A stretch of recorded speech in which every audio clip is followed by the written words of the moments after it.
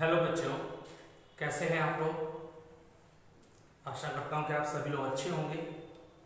और आज मैं आपके सामने सेट थ्योरी जो मैथमेटिक्स पढ़ा रहे हैं 11th क्लास का, तो उसका हम नया लेक्चर लेके आपके सामने आए हैं। ठीक है, तो शुरू करने से पहले मैं आपको बता दूं कि जो बच्चे आज हमारा चैनल पहली बार देख रहे हैं वो प्लीज़ चैनल को सब्सक्राइब कर दें और वीडियो अगर पसंद आए तो उसको आप लाइक कर दें और उसको शेयर भी करें अपने दोस्तों में, ताकि जो बच्चे किसी कारणवश पढ़ाई नहीं कर पाते हैं तो वो हमारे चैनल से एकदम सिंपल भाषा में समझाए गए कंसेप्ट को सीख करके अपना सिलेबस पूरा कर सकें।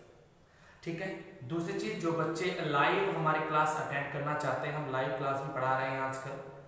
ठीक है, तो वो बच्चे क्या करें कि हम एप्लीकेशन बनाए हैं अपना, तो उस एप्लीकेशन का लिंक और अकाउंट की जो डिटेल्स हैं वो आपको नीचे डिस्क्रिप्शन बॉक्स में मिल जाएगी।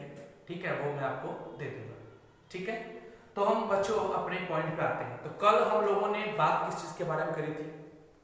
कल हम लोगों ने बात करी बच्चों सबसेट के बारे में।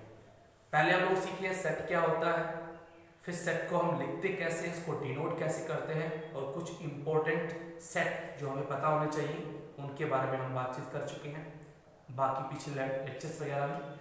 और दूसरा हम लोग फिर बात की थी कि सेट को लिखते कैसे है, रोस्टर फॉर्म में और आपका सेट बिल्डर फॉर्म में। उसके बाद हमने देखा था कि भाई सेट के प्रकार कितने होते हैं, वो हम देखे थे। जैसे कि एम्प्टी सेट आपका है, ठीक है ना, आपका इक्वल सेट है, इक्विवेलेंट सेट है, आपका नॉन इक्वल सेट है। ठीक है जी, उसी क्रम में हमने फिर देखा था सबसेट क्या होता है और सबसेट में कितने आपके जो है हम किसी सेट के कितने सबसेट बना सकते हैं, वो भी हम लोग कल देख चुके थे। तो आज हम उसी क्रम में आगे बढ़ेंगे और सबसेट पे थोड़ी सी और आगे चर्चा करेंगे। ठीक है ना, उससे आगे हम आगे बढ़ेंगे, सेट के बारे में थोड़ा और जानेंगे। ठीक है, तो जो हम कल सबसेट बनाए थे, तो सबसेट के बारे में क्या है कि सबसेट का मतलब होता है कि यदि ए कोई सेट है और बी कोई सेट है, यदि ए बी का सबसेट है तो इसका मतलब ये होगा कि ए के जितने भी एलिमेंट है वो सभी बी में प्रेजेंट होने चाहिए। ठीक है जी, ये हमने कल आपको बताया था। सिंपल डेफिनेशन, ज्यादा इसमें पैनिक होने की जरूरत नहीं कि पता नहीं कैसा चैप्टर है, बहुत इजी इसको लेके चलो, आगे चल के और रिलेशन फंक्शन आएंगे। ठीक है, वो भी बड़े आसान चैप्टर्स हैं, उनमें थोड़ी थ्योरी पोर्शंस आएंगे, पर अगर हम इनको बड़े पेशेंस के साथ समझें और इनके जो क्वेश्चन है वो अपने आप से लगाने की कोशिश करेंगे डेफिनेशन को समझकर पढ़ करके, तो डेफिनेटली हमको इसका फायदा मिलेगा। मैं प्रश्नावली जो इसकी है, एक्सरसाइज वगैरह है, वो आपको इकट्ठी कराऊंगा, चिंता मत करो। टेंशन बिल्कुल नहीं कि सर आप इतना पढ़ाते हैं, कोई भी न्यूमेरिकल नहीं करवाया था, कोई भी एक्सरसाइज नहीं लगवाए हैं। बेटा मैं एक बार कंसेप्ट बता दूं सभी, उसके बाद फिर मैं एक्सरसाइज 1, 2, 3 जितनी भी इसमें एक्सरसाइज है इस चैप्टर के अंदर, वो सभी मैं आपको 1 बाय 1 कराऊंगा। ठीक है, तो चिंता बिल्कुल नहीं करनी है, सब कुछ मिलेगा आपको। ओके, तो इसमें हम आगे बढ़ते हैं बच्चों। तो हम लोगों ने सबसेट के बारे में पढ़ा था, तो उसके बारे में एक चीज थोड़ी सी और नोट कर लीजिए कि जैसे मान लीजिए हमारे पास में बहुत सारे सेट होते हैं, जैसे नेचुरल नंबर का सेट होता है, हमारे पास में होल नंबर का सेट होता है, हमारे पास में इंटीजर नंबर का सेट होता है, हमारे पास में आपका रेशनल नंबर्स का सेट होता है, रियल नंबर का सेट होता है, इरेशनल नंबर्स का सेट होता है। तो क्या ये आपस में भी सबसेट होते हैं क्या? तो आंसर है यस, ये आपस में भी सबसेट होते हैं। तो इसका एक क्रम है, इसका एक सीक्वेंस है, वो सीक्वेंस आप नोट कर लीजिए ताकि आपको थोड़ा सा इसका बेनिफिट मिल जाए। कैसे? जैसे कि आपका जो नेचुरल नंबर होता है, नेचुरल नंबर जो होता है बच्चों, वो सबसेट होता है किसका? होल नंबर का। ठीक है, नेचुरल नंबर सबसेट किसका होता है? होल नंबर का। ठीक है जी, और ये जो होल नंबर है बच्चों, ये सबसेट होता है इंटीजर्स का, दैट इज इंटीजर। और आपका जो इंटीजर्स होते हैं ये आपके रेशनल नंबर का सबसेट होता है, सबसेट ऑफ रेशनल नंबर्स। और द होल जो आपके रेशनल नंबर्स का सेट होता है, ये सबसेट होता है आपका रियल नंबर का। ठीक है ना, बात समझ में आ रही है? इसको आप नोट कर लें। ठीक है जी, अब बच गया आपका सेट ऑफ इरेशनल नंबर, तो ये बच्चों सबसेट होता है किसका? आपका ये होता है रियल नंबर का। ठीक है जी, बात समझ में आ गई? क्लियर है क्या मेरी बात? ठीक है, और रियल नंबर किसका सबसेट होता है अगर देखा जाए तो ये आपका यूनिवर्सल सेट, इसका मतलब बच्चों यूनिवर्सल सेट।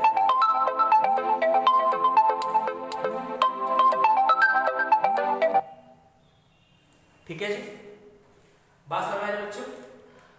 क्यू डैश बोले तो सेट ऑफ इररेशनल नंबर और आर बोले तो सेट ऑफ रियल नंबर। ठीक है, तो इररेशनल नंबर का जो सेट होता है वो किसका सबसेट होता है, आपका रियल नंबर का सबसेट होता है। ठीक है जी, इसमें कोई दिक्कत किसी को? चलिए अब कितने इसके सबसेट बन सकते हैं ये मैं आपको कल बता चुका हूं कि अगर आपको एलिमेंट का नंबर पता है तो 2 to the raise 2 to the power n, यानी कि 2 to the power number of element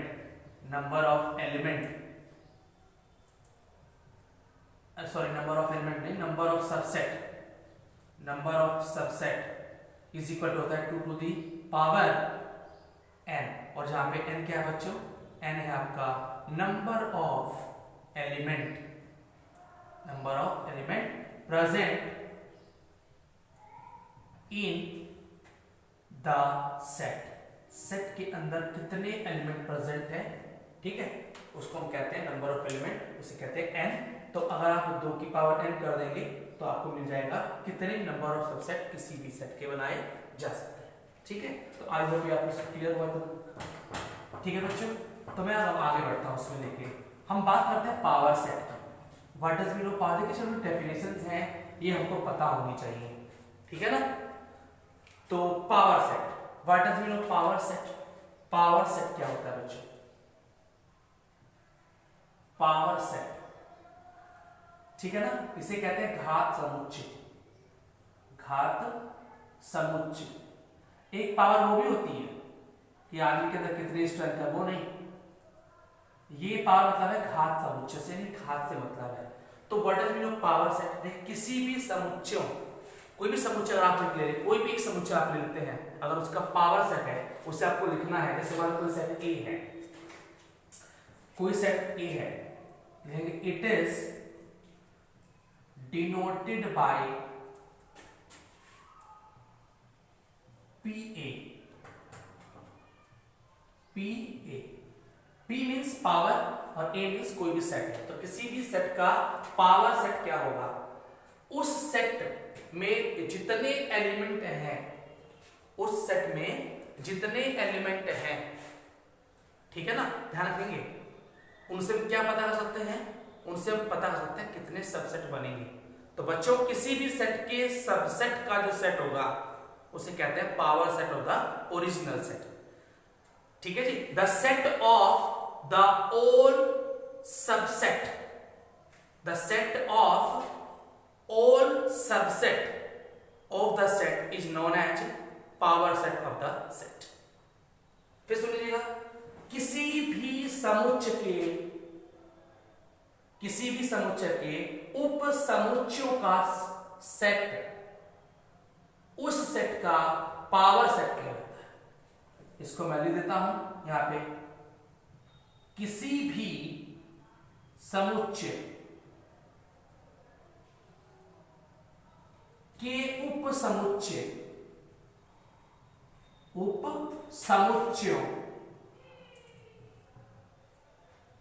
का समुच्चय उस समुच्चय का घात समुच्चय कहलाता है। घात समुच्चय कहलाता है। जैसे एग्जांपल ले लेते हैं बच्चों उसका, मान लो हमारे पास कोई सेट है, मान लीजिए इसमें कितने एलिमेंट है, मान लो इसमें A B C, इसमें कितने एलिमेंट्स हैं, 3 इसमें एलिमेंट है। तो इसके इस सेट के जितने भी सबसेट होंगे उन सभी सबसेट का जो सेट होगा उसे क्या बोलेंगे, पावर सेट। तो देखिए PA कितना हो बच्चों, PA ये भी सेट ही होगा, पावर सेट सेट होगा ना, तो ये होगा 5A, ठीक है, B C AB ठीक है जी, AC,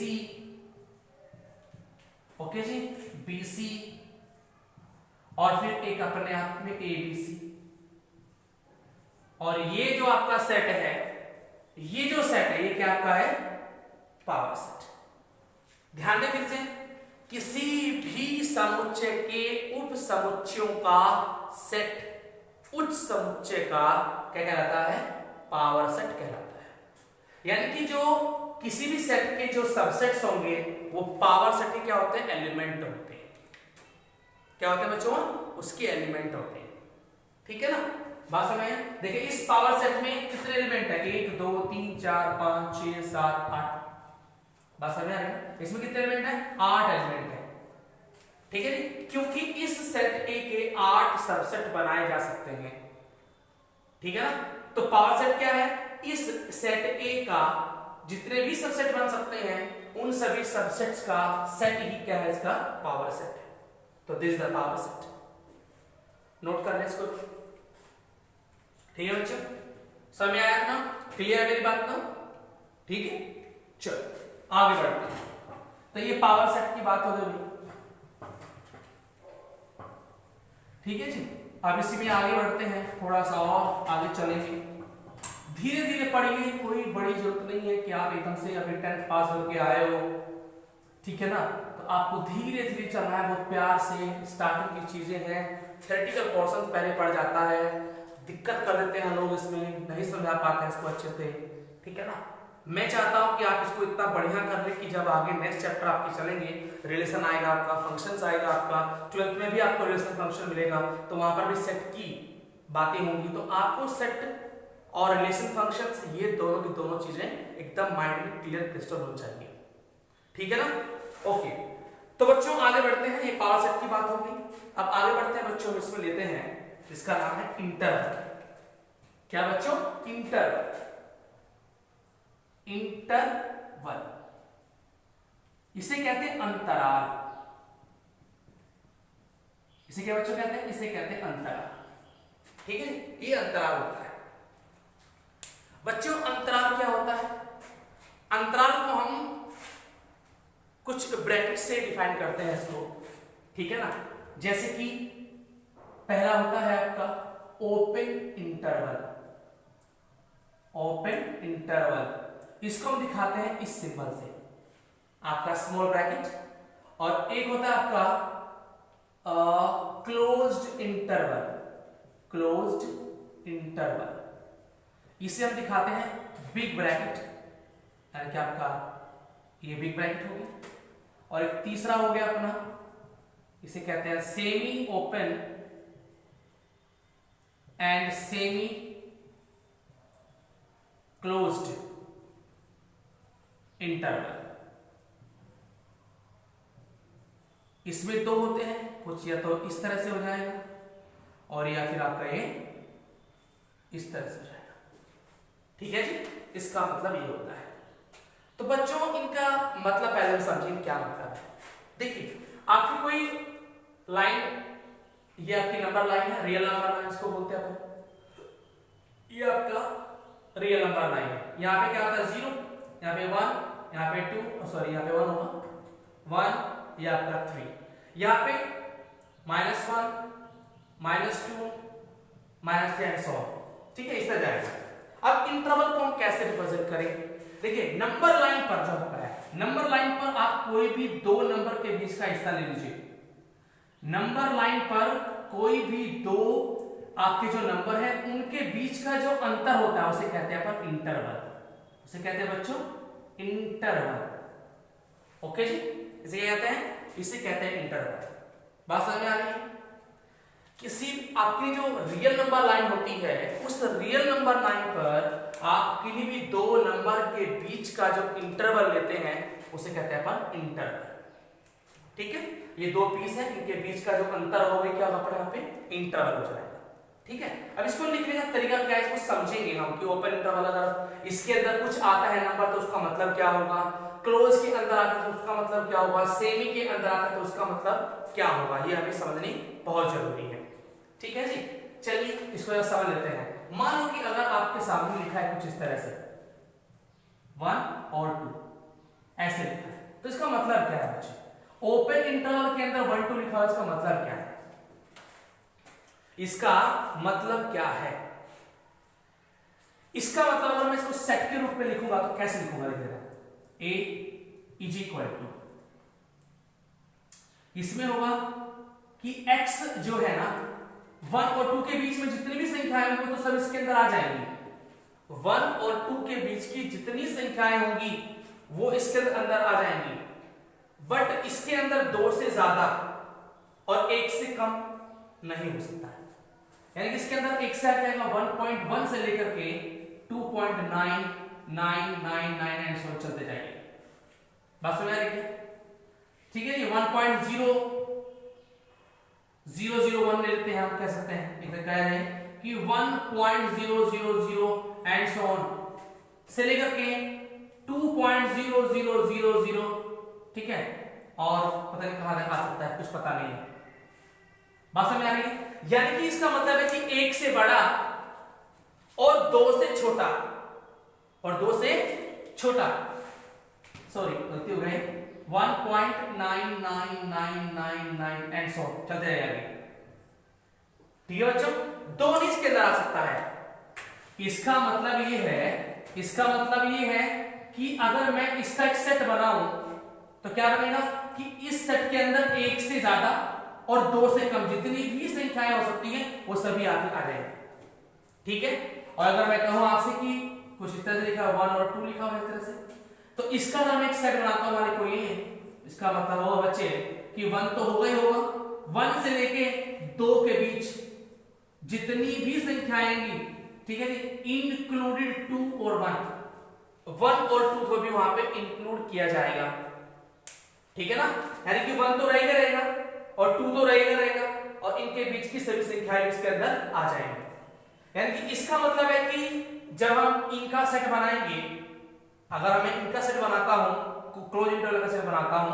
तो इसके अंदर 1 और 2 तो आएगा ही आएगा और इनके बीच की आपकी संख्याएं भी आ जाएंगी, अगर ओपन इंटरवल है तो इसका मतलब क्या होगा कि 1 से बड़ा और 2 से छोटा सभी इस सेट के अंदर आ जाएगा, आई बात समझ में, तो ये मतलब आपका है ओपन इंटरवल और क्लोज इंटरवल का, ठीक है जी, अब बात करते हैं किसकी, इनकी बात कर लेते हैं, अगर मैं इसमें लिखूं, अगर मैं इसमें मान लीजिए लिख देता हूं यहां पर 2 और 3 ऐसे लिख देता हूं, तो क्या मतलब है, तो इसका मतलब बच्चों ये है कि 2 से बड़ा और 3 और 3 से छोटा इसके अंदर आ जाएगा, इसका मतलब क्या है, इसका सेट कैसा बनेगा, इसका सेट बनेगा आपका x, इसका मतलब क्या होगा, x बड़ा होगा 2 से, x बड़ा होगा 2 से और छोटा और इक्वल होगा 3 से, इसका मतलब ये होगा, ठीक है जी,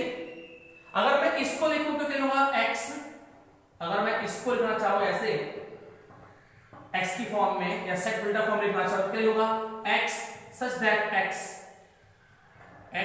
such that x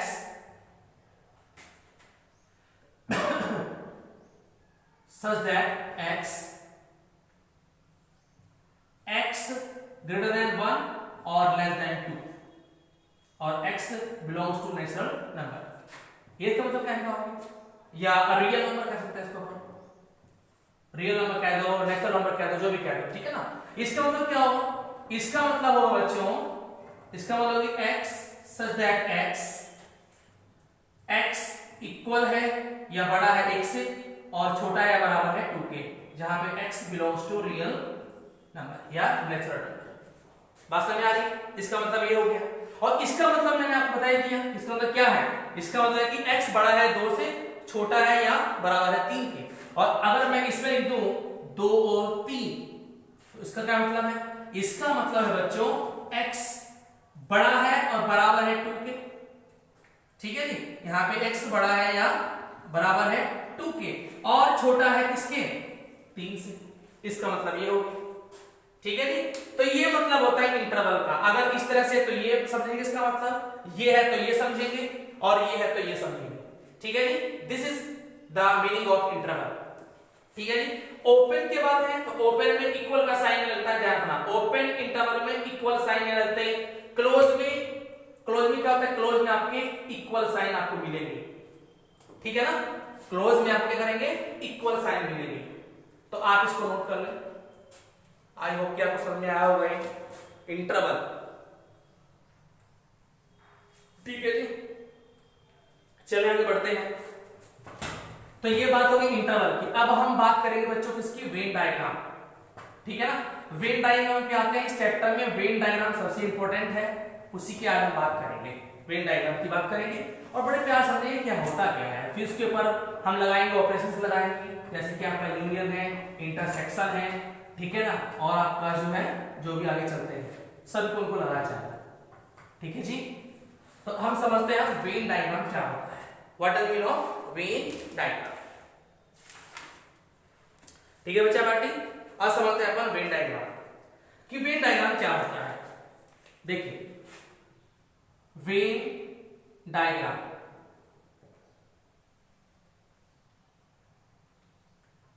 चलो, वेन डायग्राम ऐसे बनेगा, ठीक है।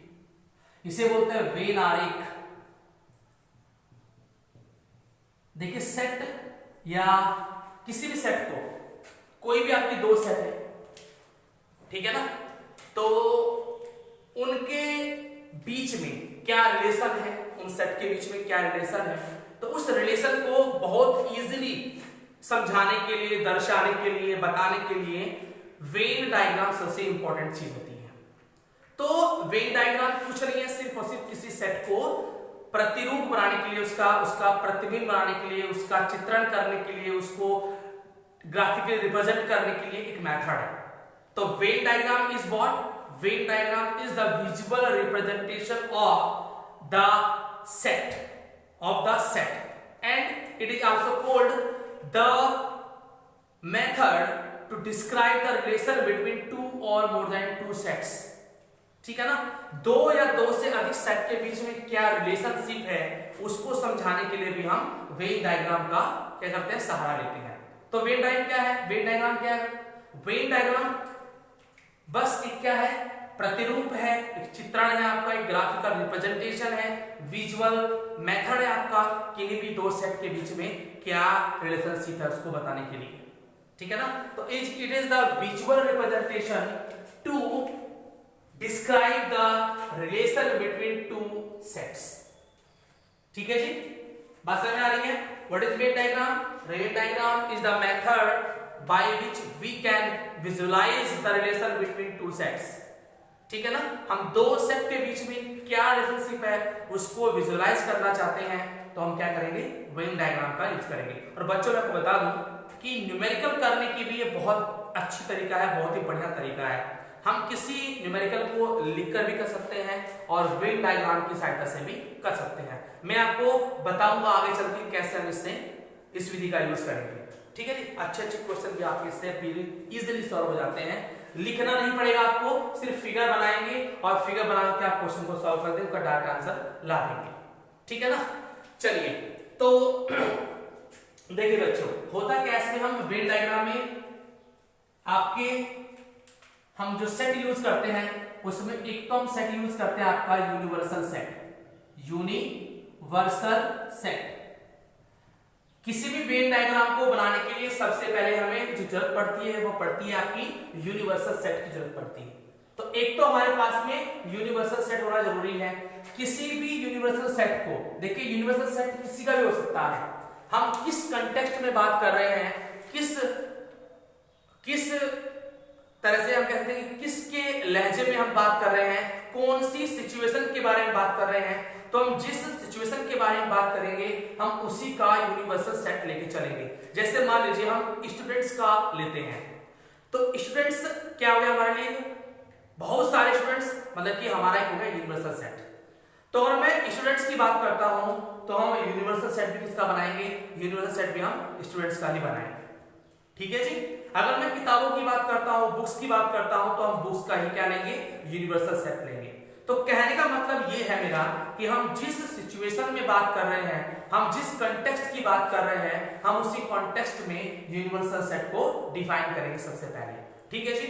चलिए अब बात करते हैं बच्चों यूनिवर्सल सेट को हम किससे रिप्रेजेंट करेंगे? तो बच्चों यूनिवर्सल सेट को हम डिफाइन करते हैं या इसको हम रिप्रेजेंट करते हैं ग्राफिकली एक रेक्टेंगल से या फिर स्क्वायर से। ठीक है, तो जनरली रेक्टेंगल आपको मिलेगा, रेक्टेंगल या फिर स्क्वायर या स्क्वायर भी आप ले सकते हैं। ठीक है जी, दोनों के दोनों। और इसको हम यू ऐसे लिख देंगे, यू अंदर लिख दो बाहर लिख दो कोई दिक्कत नहीं है। ये आपका क्या हो गया? Universal set. ठीक है, दिस इज स्क्वायर। तो स्क्वायर यूज कर लो जो आपको अच्छा लगे या फिर आप रेक्टेंगल यूज कर लीजिए। तो जनरली लोग क्या करते हैं? रेक्टेंगल ही यूज कर लेते हैं। ओके जी। और इसके अलावा और जितने भी सेट हैं, यूनिवर्सल सेट के अलावा जितने भी सेट हैं उसे कहते हैं आपका ऑर्डिनरी सेट, या ये कहते हैं आपके अनदर सेट बोल देंगे इसको अपन, ज्यादा अच्छा रहेगा। Another set represented by circle, circle या तो आप सर्कल यूज कर लीजिए और या फिर इसी को अपन यूज कर सकते हैं कोई ओवल, ओवल भी आप इसमें यूज कर सकते हैं। ठीक है ना, या फिर आप इसके लिए आप इलिप्स भी यूज कर सकते हैं, इलिप्स भी यूज कर लीजिए। इलिप्स भी इसके यूज किया जाता है ऐसे जस्ट लाइक दिस। अब जो आपको अच्छा लगे आप वो आकृति यूज कर सकते हैं जैसे आपको अच्छा लगे, बट ध्यान रहे कि यूनिवर्सल सेट को हम रेक्टेंगल या स्क्वायर से रिप्रेजेंट करेंगे और अनदर सेट्स के अलावा कोई भी सेट अगर हो, कोई भी चाहे सेट हो दुनिया का, उसको हम सर्कल से या ओवल से, इलिप्स से, जो आपकी इच्छा करें उससे बना सकते हैं। ठीक है, जैसे कि मैं आपके सामने एक एग्जांपल लेके चल रहा हूं। ठीक है ना, मान लो कि मेरे पास में एक यूनिवर्सल सेट है, किसका बच्चों? मेरे पास में सेट है यूनिवर्सल किसका? नेचुरल नंबर्स का, लाइक 1 2 3 4 5 एंड सो ऑन। ये मेरे पास में एक सेट है यूनिवर्सल नंबर का, मैं 10 लिख देता हूं, 6 7 8 9 10 11, ये है मेरे पास में सेट ए है। ये आपका सेट है, इसमें 1 2 3 4 इतने एलिमेंट्स हैं। ठीक है जी। दूसरा सेट मेरे पास है बी, इसमें मान लीजिए सेट आपका, इसमें 2 है 3 है, मान लीजिए 5 है 6 है 7 है, कुछ इस तरह से एलिमेंट इसके अंदर है। तो मेरे को इसको वेन डायग्राम बना के दिखाना है, तो क्या करूंगा? तो सबसे पहले मैं बनाऊंगा यूनिवर्सल सेट। तरीका समझे कैसे करना है बेटा। पहले बनाऊंगा मैं यूनिवर्सल सेट, उसके बाद यहां पे इसके अंदर मैं खींचूंगा, यहां पे क्या है? यू होगा अपना। फिर यहां बनाऊंगा मैं सेट नंबर 1, फिर दूसरा बनाएंगे सेट नंबर 2। तो मानो कि ये ए सेट है, ये मान लेगा बी सेट है। अब ए सेट के अंदर कितने एलिमेंट्स हैं? 1 2 3 4, और दूसरे में कितने हैं? बी में 2 3 5 6 7। अब देखो बच्चों, ये आपका ए जो ये गोला है वो पहला वाला नहीं, ये ए सेट को रिप्रेजेंट करता है, और जो बी वाला है ये बी को सेट रिप्रेजेंट करता है। और ये कॉमन जो दोनों में आ गया, इसका मतलब है कि दोनों सेट में जो अगर कॉमन एलिमेंट है तो उनको आप इस बीच वाले पोर्शन में लिखेंगे। ठीक है जी। तो जो हमारा यूनिवर्सल सेट है उसके अंदर तो कितने एलिमेंट्स हैं, और ए के अंदर इतने हैं, बी के अंदर इतने हैं। तो ए के अंदर कितने? 1 2 3 4, और के अंदर 2 3 5 6 7। ओके, तो देखिए जरा क्या इन दोनों सेट में कोई कॉमन भी है क्या? यस बिल्कुल है। एक तो आपका 2 कॉमन है और एक आपका 3 कॉमन है। तो इन 2 और 3 को तो यहां लिख दो, 2 3 तो यहां आ जाएंगे। अब 2 3 के अलावा इसमें कितने बचे? ए में इससे बचा 1 और 4, तो 1 4 आपका इस रिंग में लिख दीजिएगा, ये 1 हो गया और आपका 4 हो गया। ठीक बात है। अब इन 2 3 के अलावा इसमें कितने बचे? 5 6 और 7, तो यहां 5 हो गया, ये 6 और ये 7 हो गया। ठीक है जी। अब 1 2 3 4 5 6 7 तक तो इसमें आ गए, आगे कितने बचे? 7, आगे 8 9 10 11। इनको आप अंदर कि बाहर लिख दीजिए यूनिवर्सल के अंदर। ये आपका है 8 9 10 और 11, राइट 11। तो this is the when diagram of this set. ठीक है जी। यूनिवर्सल सेट तो होना ही होना है, उसके अंदर ही आपके सभी सेट बनाए जाएंगे। ठीक है जी। इसको आप नोट कर लें प्लीज।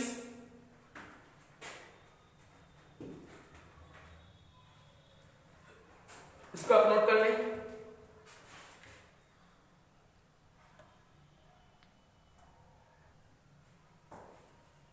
ठीक है बच्चों, अब आगे बढ़ते हैं इसमें। अब देखिए, अब हम चलेंगे इसमें ऑपरेशंस ऑन द सेट। हम सेट के ऊपर क्या क्या ऑपरेशंस लगा सकते हैं, हम उनके बारे में बात करेंगे।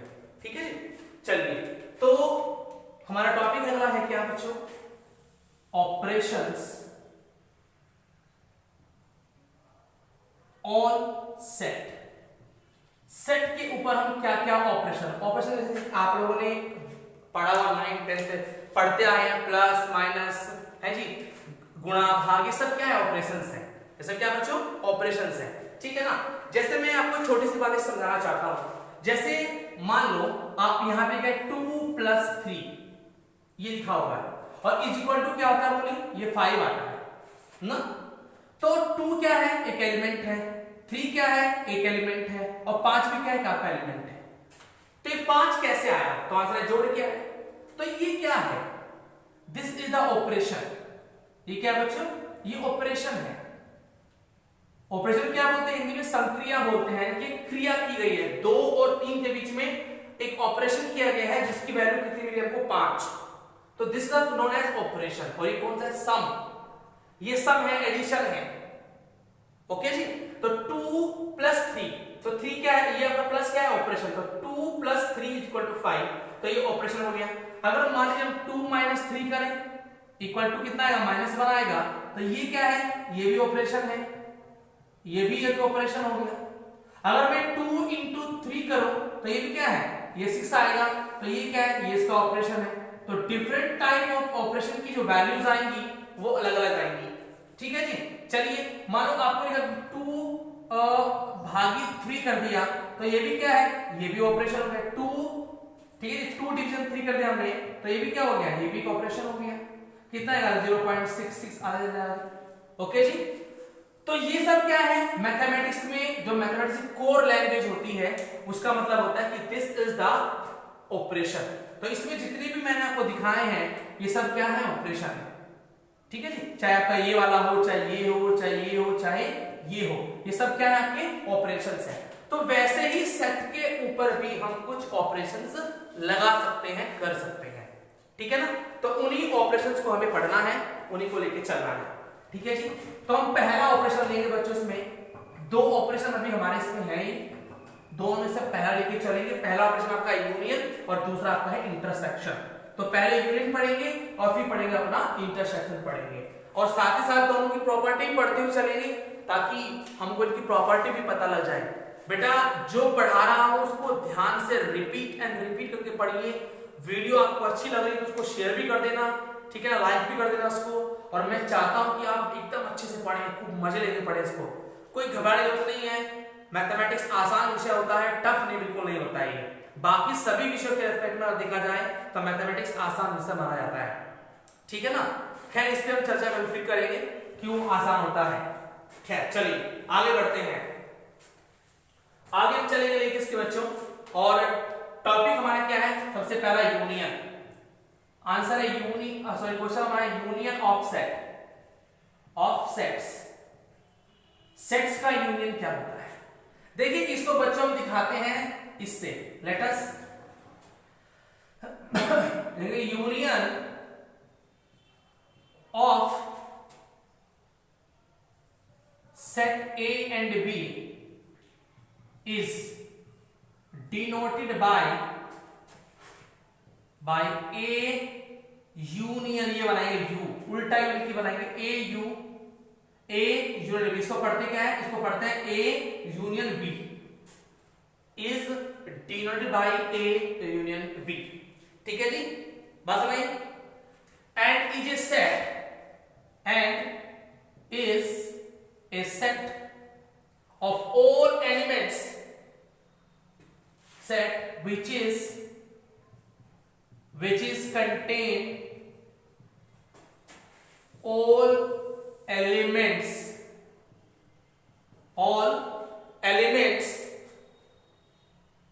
and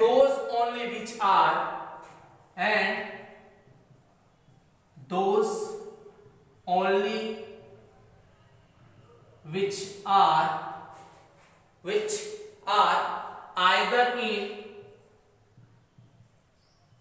either either in A और बी, ठीक है, और इन बोथ, और इन बोथ। क्या मतलब है इसका?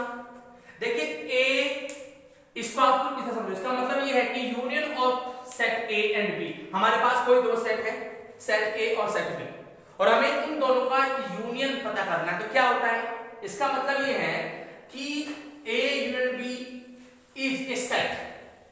अगर हम किसी सेट ए और किसी सेट बी का यूनियन कर रहे हैं तो वो भी हमारे पास क्या आएगा, एक सेट ही आएगा। तो एक सेट है which is contain all element, जो कि सभी एलिमेंट्स को कंटेन करेगा, या तो ए के और या तो बी के या फिर दोनों के। बात में है ना, किसी भी सेट ए और किसी भी सेट बी का जो यूनियन है वो एक सेट ही होता है, और वो सेट क्या करेगा, उस सेट में वो सभी एलिमेंट होंगे जो या तो ए में प्रेजेंट है पूरे, या फिर बी में है, फिर दोनों में।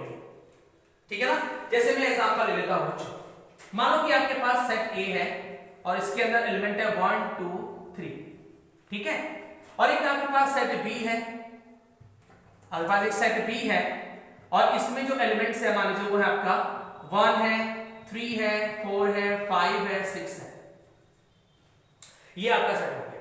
हमें निकालना है ए यूनियन बी, तो ए यूनियन बी ये भी सेट ही होगा, इज इक्वल टू, इसमें वो सभी एलिमेंट होंगे जो ए में भी हैं और बी में भी हैं, और आप जानते हैं कि सेट को लिखते समय कभी भी एलिमेंट्स को रिपीट नहीं किया जाता है। ठीक है जी, तो देखिए जो कॉमन है पहले वो लिख दो, पहला एक कॉमन है, ठीक है जी, फिर 3 कॉमन है तो 2 आएगा, 3 एक बार लिखते हैं, फिर 4 5 6।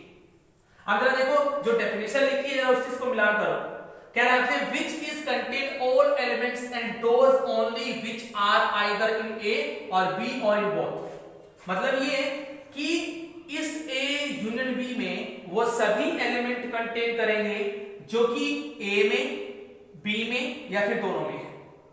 तो देख लो, 1 belongs to A and also belongs to B, 2 belongs to A, 3 belongs to A and B also, 4 belongs to B, 5 belongs to B and 6 also belongs to B। ठीक है ना, तो यानी कि ये है आपका A यूनियन B। इसमें किसी को कोई प्रॉब्लम देख सकता है? अगर मैं इसको वेन डायग्राम में बनाना स्टार्ट करूं तो कैसे बनेगा, इसका वेन डायग्राम क्या होगा बताना। Venn diagram of A union B, तो बच्चों जरा देखो मेरे सामने, यहां बना रहा हूं आपके सामने, इसी एग्जांपल को लेकर मैं चलता हूं। सबसे पहले ये खींचा मैंने, ये क्या है, यूनिवर्सल सेट है, ठीक है, आप देख पा रहे हैं कि 1 2 3 4 5 6 सब क्या है, आपके नेचुरल नंबर्स हैं या फिर आपके रियल नंबर्स भी कह सकते हैं आप इसको, ठीक है ना। तो सेट ऑफ नेचुरल नंबर मैं मान लेता हूं उसको, तो this is the universal set of natural number. Okay जी, अब इसे मैंने खींचा ए, ये ए हो गया, ठीक है ना। देखिए दोनों में कॉमन कुछ है, यस कॉमन है, एक 3 कॉमन है, एक 1 कॉमन है, तो मुझे दोनों सेट को ऐसे खींचना पड़ेगा, तब ये हो गया सेट बी, तो this is set A, set B. Okay जी, तो अगर इन दोनों को मैंने,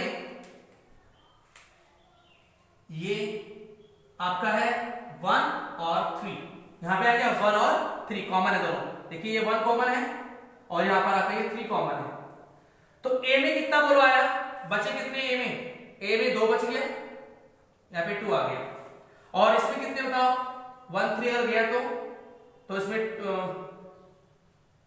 इसमें आप कितना बताओ, 4 आ गया, 5 आ गया, 6 आ गया, 1 3 4 5 6, 1 3 4 5 6, 1 3 4 5 6, ओके 1 2 3 4, ठीक है। चलिए अब यूनियन निकालना है मेरे को दोनों का, तो बच्चों जरा देखना, ये जो आपका छायांकित भाग है, ये जो आपका शेडेड एरिया है पूरा कंप्लीटली, ये सब क्या है, दिस ए यूनियन बी, ठीक है जी। शैडो एरिया या shaded area,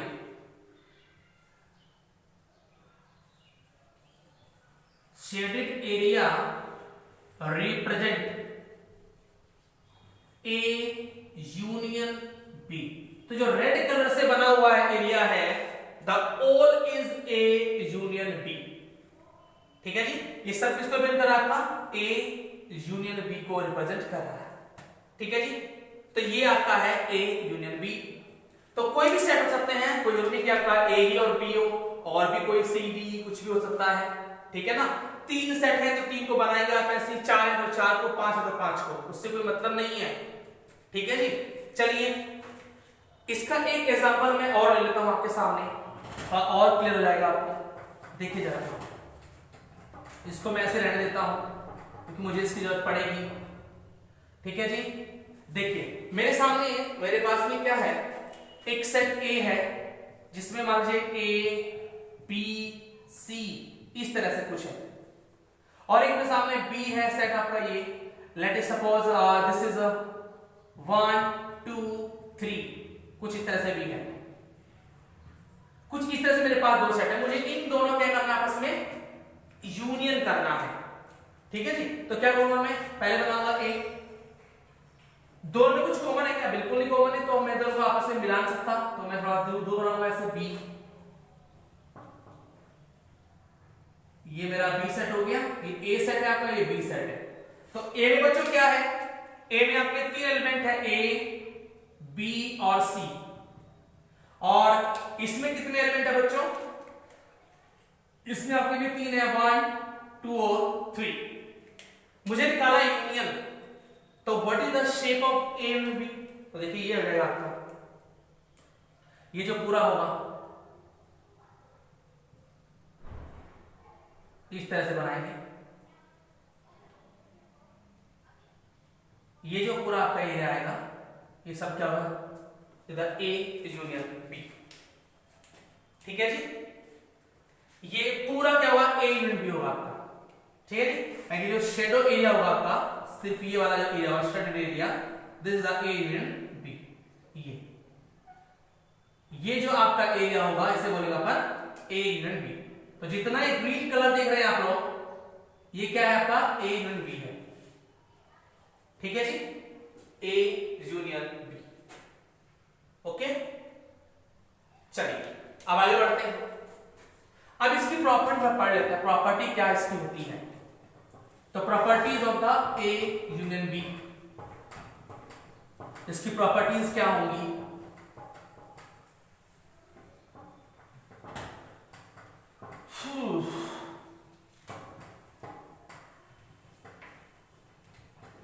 properties of A union B. ठीक है बच्चों, इसकी प्रॉपर्टी क्या होती है? देखिए प्रॉपर्टी में आते हैं अपन, प्रॉपर्टीज मतलब क्या होता है, गुण, विशेषताएं। तो पहला क्या होता है, it is commutative, it is commutative. मतलब क्या है, इसका मतलब बच्चों ये होता है कि अगर आप यूनियन में आप सेट का क्रम चेंज कर दें, उसका स्थान, उसका पोजीशन चेंज कर दें और फिर यूनियन करें, तो उस पर कोई फर्क पड़ने वाला नहीं है। जैसे मैं आपसे बताऊं कि 2 + 3 करो या फिर आप 3 + 2 करो, तो क्या आंसर पे कोई फर्क पड़ने वाला है क्या? तो आंसर नहीं पड़ेगा। तो उसी तरह से कहा गया है कि या तो आप ए यूनियन बी करिए या फिर आप बी यूनियन ए करिए, दोनों क्या होते हैं, आपस में बराबर होते हैं। मतलब कि यूनियन कॉम्यूटेटिव होता है। आई बात समझ में? दूसरी प्रॉपर्टी, सेकंड प्रॉपर्टी क्या है बच्चों इसकी? सेकंड प्रॉपर्टी होती है associative. It is associative, it is associative. ये एसोसिएटिव होता है मतलब क्या, इसमें आपको कम से कम आपके पास 3 सेट हैं और तो तीनों पे अगर आप इसको अप्लाई करते हैं तो भी कोई फर्क नहीं पड़ेगा। कैसे? ए यूनियन बी और यूनियन सी, मेरे पास में 3 सेट हैं, एक सेट ए बी और तीसरा क्या सी। तो मैंने कुछ ऐसे किया कि मैंने पहले ए और बी को यूनियन किया और फिर उन दोनों के यूनियन के साथ में मैंने सी का यूनियन किया। ये आपस में बराबर हो। कैसे बच्चों? आप चाहे आप ये करिए कि A union B union C, आप ये करिए, बात समझ आ रही है? आप इसको ऐसे करिए, यानी कि आप चाहे तो इसको करिए चाहे ये करिए, दोनों क्या इक्वल आपस में। आप A यूनियन B करके फिर उसका C के साथ यूनियन करें, या फिर आप पहले B और C का यूनियन कर लें और फिर उसके साथ में A का यूनियन करेंगे, तो दोनों की जो वैल्यूज आएंगी वो क्या होगा, आपस में बराबर ही आएंगी। तो इसे कहते हैं एसोसिएटिव लॉ, यानी कि हमने दो से अधिक सेट्स पर इसको हमने क्या कर दिया, लॉ को फॉलो करा दिया, तो इसे कहते हैं एसोसिएटिव। यानी कि ये कैसा है आपका, कम्यूटेटिव तो है ही, साथ में एसोसिएटिव भी है। तीसरा, थर्ड प्रॉपर्टी बच्चों से क्या होती है? थर्ड प्रॉपर्टी बच्चों की होती है कि अगर आप सेट ए का सेट ए के साथ ही सेट ए के साथ अगर आप यूनियन कराएं तो बोलो क्या आएगा, तो ये आएगा ए ही आएगा।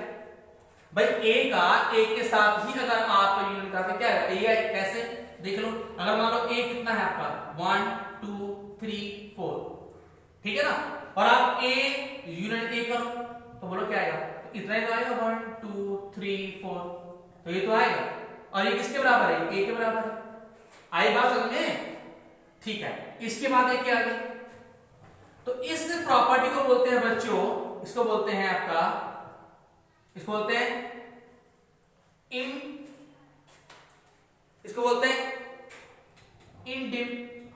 आइडेम्पोटेंट बोलते हैं, आइडेम्पोटेंट प्रॉपर्टी होती है इसकी, ठीक है जी, आइडेम्पोटेंट। ओके, तो A union A equal to A, इसे कहते हैं आइडेम्पोटेंट प्रॉपर्टी को फॉलो करता है। दूसरा, अगर आप A यूनियन फाई करें तो बोलो क्या आएगा, तो भी A ही आएगा, यानी कि ये नल सेट है। अगर आप A यूनियन नल सेट करेंगे तो कितना आएगा, A। इसे बोलते हैं आपका आइडेंटिटी लॉ, आइडेंटिटी लॉ। तो ये आइडेंटिटी लॉ को भी क्या करता है, फॉलो करता है, ठीक है जी। अगर आप किसी सेट का यूनियन यूनिवर्सल सेट ही सेट करेंगे तो क्या आएगा, यूनिवर्सल सेट ही आएगा, है बच्चों, यूनिवर्सल सेट ही आएगा। फिर सुन लीजिए ये बात, ये आपका जो यूनियन होता है, यूनियन कम्यूटेटिव होता है, यूनियन एसोसिएटिव होता है, ये आपका आइडेम्पोटेंट प्रॉपर्टी रखता है कि ए का अगर ए के साथ ही आप यूनियन करोगे तो ए ही आएगा। अगर आप ए का यूनियन करते हो फाई के साथ तो क्या आएगा, ए ही आएगा।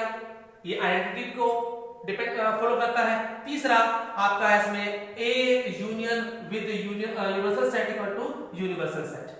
भाई यूनिवर्सल में आप कुछ भी जोड़ो तो यूनिवर्सल रहेगा ना, वो तो क्या है, अनंत है एक तरह से देखा जाए तो यूनिवर्सल सेट के सब सबसेट होते हैं, जितने भी सेट होते हैं वो यूनिवर्सल सेट के सबसेट होते हैं।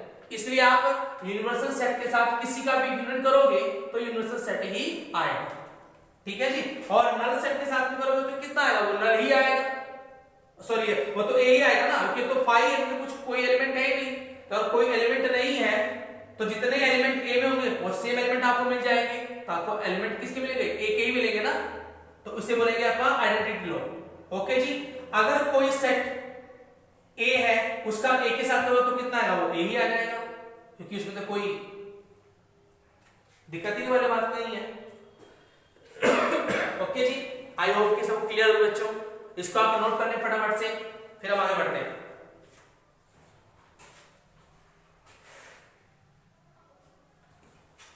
चलो भाई आगे चलते हैं बच्चों, नया ऑपरेशन देखते हैं अपन। नया ऑपरेशन क्या है इसका, इंटरसेक्शन। क्या बच्चों, इंटरसेक्शन, इंटरसेक्शन।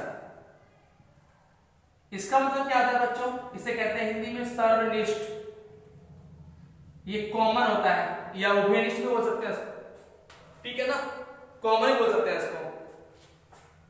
तो ये क्या होता है देखिए जरा, इसका मतलब होता है, देखिए intersection of set A and B is denoted by A intersection B। ये जो साइन है ना किसका है बच्चों, ये साइन जो बीच में लगा हुआ है, ये साइन किसका है, इंटरसेक्शन का। A इंटरसेक्शन B इसको पढ़ा जाता है, A and B, ठीक है।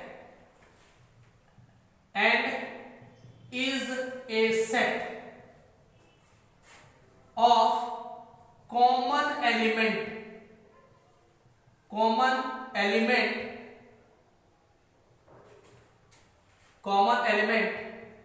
which is present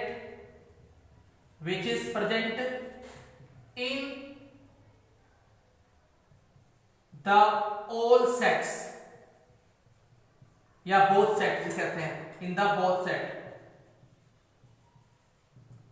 ठीक है जी।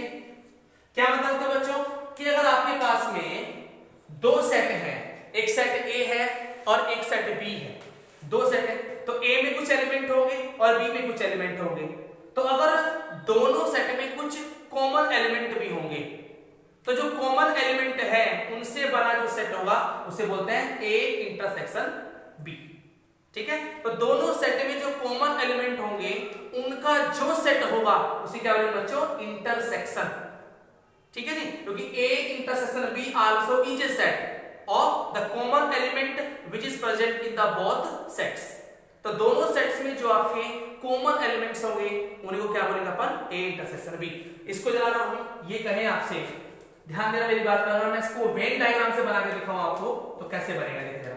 हमारे पास में जैसे कि ये बना दो आपको, ये आपका है एक यूनिवर्सल सेट है, इसके अंदर दो सेट प्रेजेंट है, एक सेट आपका ए है ये और एक सेट आपके पास मान लीजिए ये है बी। ठीक है जी, ये ए है और आपका बी है। ठीक है जी, सेपरेटली। तो देखिए जरा इसमें जो ये आपका पोर्शन है, कॉमन पोर्शन दोनों में, इसे कहते हैं बच्चों, इसे बोलते हैं A intersection B. This is the A intersection B. और ये क्या है भाई अपना, ये तो यूनिवर्सल सेट है। ठीक है जी, the common portion of the both set is known as the intersection of the given sets. ठीक है बच्चों, बाटी नोट कर लो।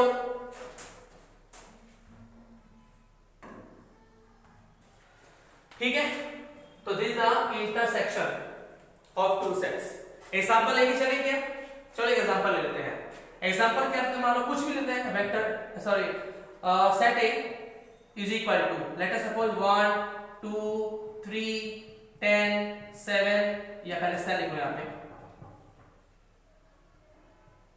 10 7 9, कुछ ऐसे लिखा होगा। सेट बी है आपका, मान लीजिए कुछ इस तरह से, जैसे कि 5 6 10 11 9 7, कुछ इस तरह दिया हुआ।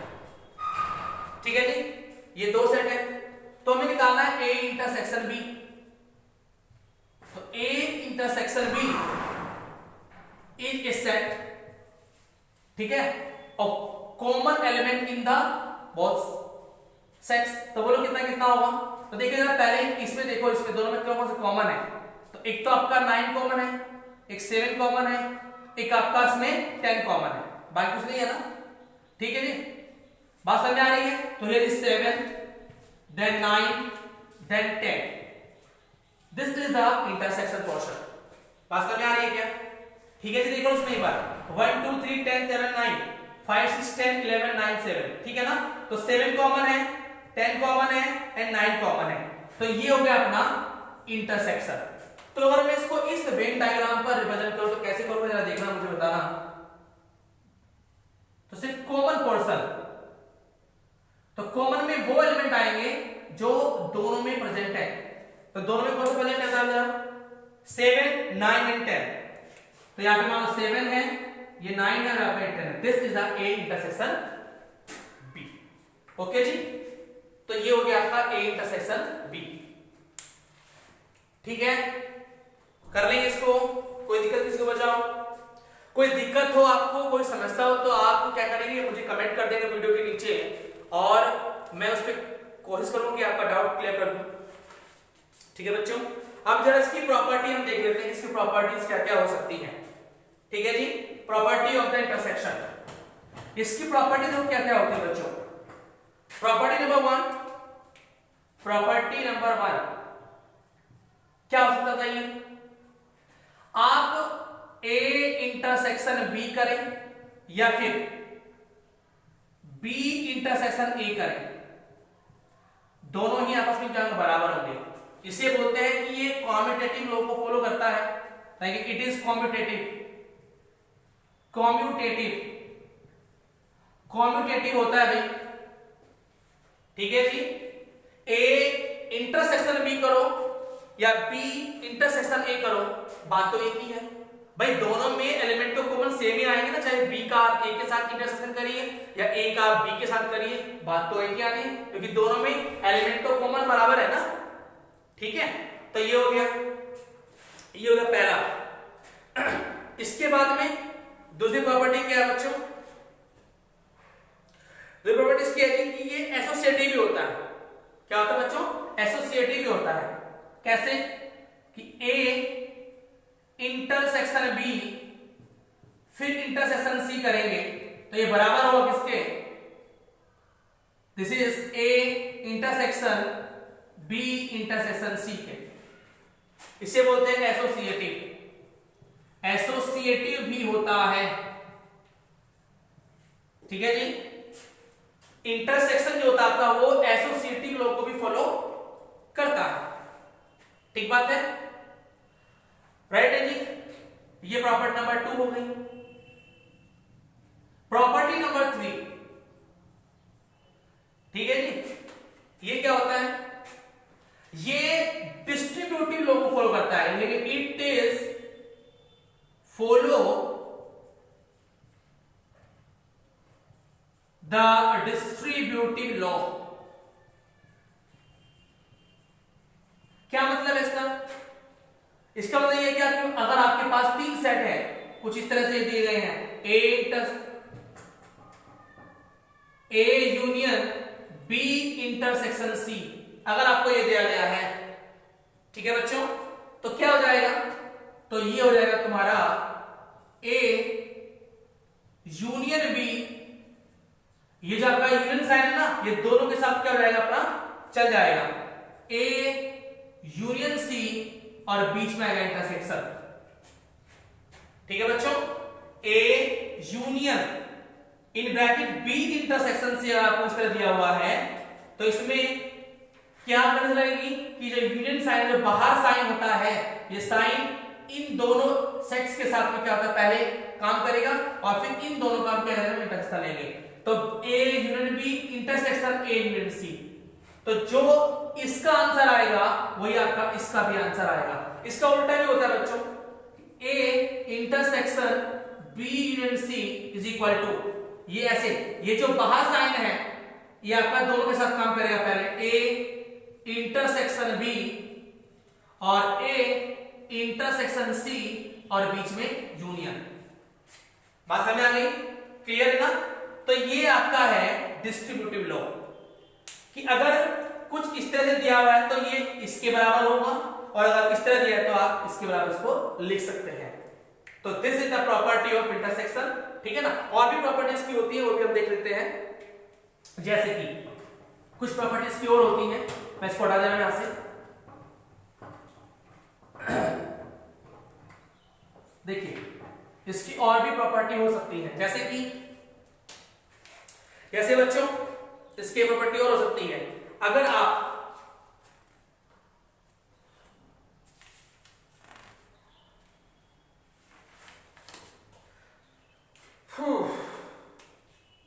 अगर आप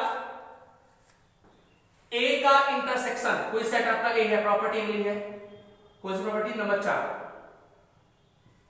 अगर आप ए का इंटरसेक्शन फाई के साथ तो क्या आएगा, बोलो फाई ही आएगा, कितना है बच्चों, ए फाई ही आएगा।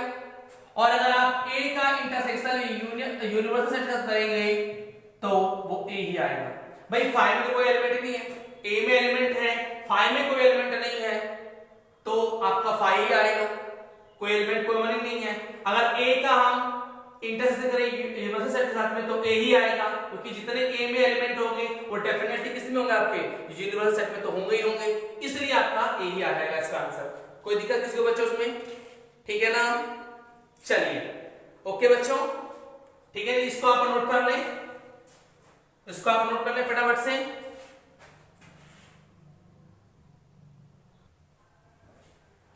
ओके बच्चों, हो गया इतना। चलिए अब अगला टॉपिक से मिलके चलते हैं जिसका नाम है डिफरेंस ऑफ टू सेट। ठीक है, ये भी अच्छा टॉपिक है, डिफरेंस इन टू सेट, दो सेट का अंतर। देखिए मान लीजिए कि हमारे पास दो सेट है, उनके अंतर को हम कैसे डिनोट करते हैं, तो जाहिर सी बात है a माइनस बी या फिर a b माइनस a, ठीक है ना, ऐसे नोट करेंगे ना, या तो a में से b घटाएंगे और या तो b में से a को घटाएंगे, ठीक है ना। तो देखिए जरा डिफरेंस ऑफ टू सेट, यानी इसको डिफरेंस ऑफ टू सेट या टू सेट्स इज डिफाइंड या denoted by a minus b is a set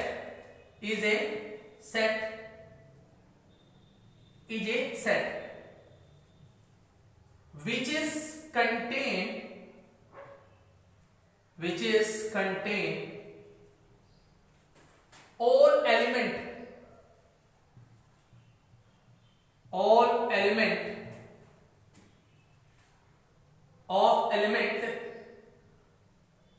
of set B,